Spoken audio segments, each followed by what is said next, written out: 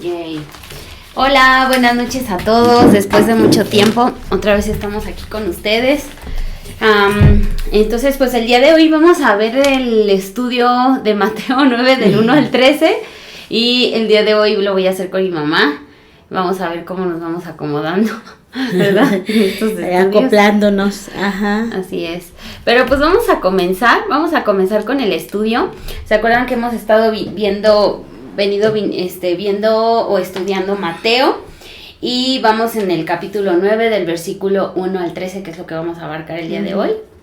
Entonces, si quieren le doy lectura para que sepamos más o menos de qué vamos a estar hablando. Y dice Mateo 9, 1 al 13. Entonces, entrando Jesús en la barca, pasó al otro lado y vino a su ciudad. Y sucedió que le trajeron un paralítico tendido sobre una cama. Y al ver Jesús la fe de ellos, dijo al paralítico: ten ánimo, hijo, tus pecados te son perdonados. Entonces algunos de los escribas decían dentro de sí: este blasfema. Y conociendo Jesús los pensamientos de ellos, dijo: ¿por qué pensáis mal en vuestros corazones? Porque ¿qué es más fácil decir: los pecados te son perdonados? O decir: levántate y anda. Pues para que sepáis que el Hijo del Hombre tiene potestad en la tierra para perdonar pecados, dice entonces al paralítico: levántate, toma tu cama y vete a tu casa. Entonces él se levantó y se fue a su casa, y la gente al verlo se maravilló y glorificó a Dios, que había dado tal potestad a los hombres. Pasando Jesús de allí, vio a un hombre llamado Mateo, que estaba sentado al banco de los tributos públicos, y le dijo: sígueme. Y se levantó y le siguió. Y aconteció que estando él sentado a la mesa en la casa, he aquí que muchos publicanos y pecadores que habían venido se sentaron juntamente a la mesa con Jesús y sus discípulos. Cuando vieron esto, los fariseos dijeron a los discípulos: ¿por qué vuestro maestro come con los publicanos y pecadores? Al oír esto, Jesús les dijo: los sanos no tienen necesidad de médicos, sino los enfermos. Id pues y aprender lo que significa misericordia quiero y no sacrificio, porque no he venido a llamar a justos, sino a pecadores al arrepentimiento. Así que, pues, ¿qué nos puedes decir, Lupita, para introducir este pasaje? Pues aquí Jesús dice que fue a su ciudad, ¿no? Y habla de este hombre que estaba paralítico. Pues se menciona mucho en el pasaje acerca de del pecado, ¿no? El perdonar pecados. El punto clave es perdonar pecados no tanto sanar al paralítico, sino perdonar pecados, ¿no? Uh-huh. Perdonar pecados. Sí, porque de hecho yo estaba estudiando este pasaje que Jesús hace esta pregunta: ¿qué es más fácil, perdonar pecados o decirle al paralítico: levántate y anda? Uh-huh. Y dice: para que ustedes vean que yo tengo autoridad y potestad, yo le digo a este paralítico: levántate y anda. Porque en sí el perdonar pecados no es algo tan visible, o sea, no hay manera de comprobar que efectivamente fueron perdonados los pecados y que efectivamente la persona se arrepintió.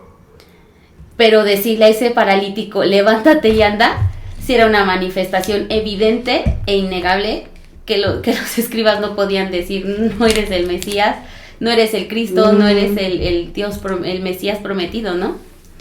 Bueno, era una evidencia inmediata, ¿no? Ajá. Porque el perdonar pecados sí trae evidencia exterior, ¿no? Pero es a largo plazo. A largo plazo. Pero en ese momento instantáneo, pronto, pues sí era la sanidad, ¿no? Uh-huh. La sanidad, pero bueno, aquí dice que es más fácil. Y no contestaron ellos, ni como que no aclara tampoco Jesús qué es lo que es más fácil, no. ¿Verdad? Pero como dices tú, que era más fácil, pues sí era la sanidad. Pero también vemos aquí que era importante las dos cosas, tanto el perdonar pecados como la sanidad.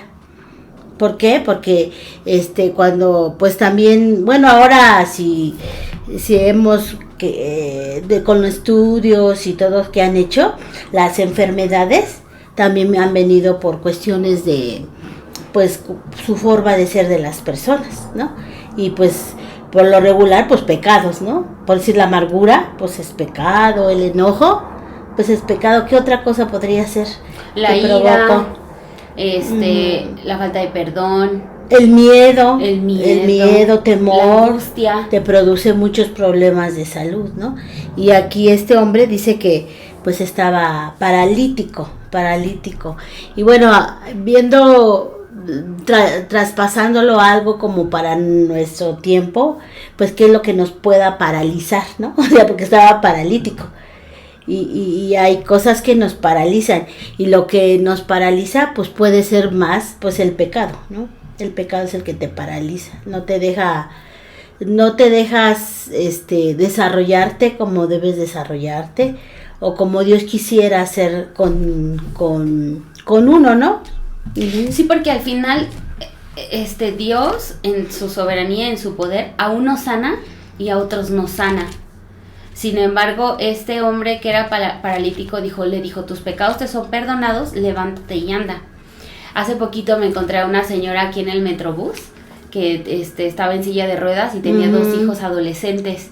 Y los niños, la señora, o sea, se veía como una cara así, pues, híjole, como de, ¿cómo poder describirla? Pues de mucha amargura por su condición. Pero se empezaron a pelear los adolescentes así, y terminó la chavita en el piso. Y entonces la mamá le dijo, no se estén peleando, levántate, levanta a tu hermana. Y así, ¿no? Entonces, o sea, ella yo creo que no dimensiona, a pesar de su condición, que es que esta mujer estaba en silla de ruedas, lo importante de su papel. Lo importante de ser madre, y que aún estés en silla de ruedas puedes como pues desenvolverte en ese rol. Y cuando Jesús le dice a este hombre paralítico, levántate y anda, tus pecados te son perdonados, lo llamó a libertad, ¿no? A libertad y a cumplir el propósito de Dios, sea cual sea nuestra condición. A veces Dios sí quiere sanarnos, porque justo esta es una pregunta que muy común en las personas. Porque a unos sí sana, sí, y a otros no. Y eso es su soberanía de Dios. Él es el que establece a quién le conviene ese estado y a quién no le conviene, ¿no? A quién sí quiere sanar y a quién no quiere sanar. De hecho, una expresión de alguno que estuvo enfermo le dijo, si quieres, puedes sanarme. Al final es Dios el que decide si quiere o no quiere. Entonces a este paralítico Jesús sí quiso sanarle y le dijo, por tanto te digo, tus pecados te son perdonados. Ajá. Bueno, y también como que pasando acerca de lo que dice del Hijo del Hombre. O sea, Jesús se llamó a sí mismo Hijo del Hombre, ¿no? Y por eso fue también viéndolo, o sea, haciéndonos a la realidad que estaba viviendo en ese momento para los judíos, pues realmente sí fue algo muy fuerte, ¿no? El que Jesús dijera, bueno, pues yo soy Hijo del Hombre, porque ellos sabían y conocían la profecía de Daniel, ¿no? Daniel 7. De Daniel 7, que Jesús, bueno, el Salvador iba a ser llamado Hijo del Hombre, y él era el que iba a tener el dominio, la gloria y el reino. Y entonces los judíos pues criticaron siempre a Jesús, ¿no? Y le decían, ¿cómo tú vas a ser si eres hijo del carpintero? Del carpintero, de la mamá que dicen que es que fornicó, ¿no? Hijo de fornicación. Entonces, para ellos sí algo fuerte que también Jesús dijera eso, o sea, poniéndonos en su lugar de los judíos, ¿no? También era algo fuerte, pero era la realidad, era la verdad. Jesús era el Mesías. Porque el Hijo del Hombre era un nombre para el Mesías, o sea que el Mesías iba a ser también hombre, ¿no? Hombre. Así es. Dice Mateo 4:24, y se difundió su fama por todo Siria, y le trajeron a todos los que tenían dolencia, los afligidos por diversas enfermedades y tormentos, los endemoniados, lunáticos, paralíticos, y los sanó. Entonces él hizo muchas, no solo fue un único milagro, sino que fueron muchísimos milagros. Y de hecho en alguno de los evangelios se dice, ¿no?, que si se hubieran escrito todas las hazañas y todas las cosas que Jesús hizo, no cabrían en este mundo, ¿no? Todas las cosas que Jesús hizo. Y le dijo una expresión que es increíble, que Jesús le hace a este paralítico y que nos ha hecho a nosotros, tus pecados te son perdonados, o sea, el pecado y la enfermedad, como dices, siempre van a estar vinculados, porque al final, si el hombre cayó en su propio orgullo y en su propia vanidad, eso nos hace ser dioses de nosotros mismos y dueños y señores de nosotros mismos, pero eso siempre, nuestra tendencia es llevarnos a la corrupción, siempre es corrompernos, siempre es destruirnos, siempre es autoafligirnos, autoenfermarnos, ¿no? Autodestrucción. Y por eso es que era bien importante que no solamente Jesús sanara al paralítico y le dijera levántate y anda, sino que sus pecados fueran perdonados. Y creo que es una necesidad de todo ser humano, ser perdonado. Pero bueno, algo que también aquí podríamos ver del perdón, es que es el que es perdonado, pues por ende va a ser sanado. A lo mejor no lo va a levantar en nuestros tiempos o en muchos otros tiempos.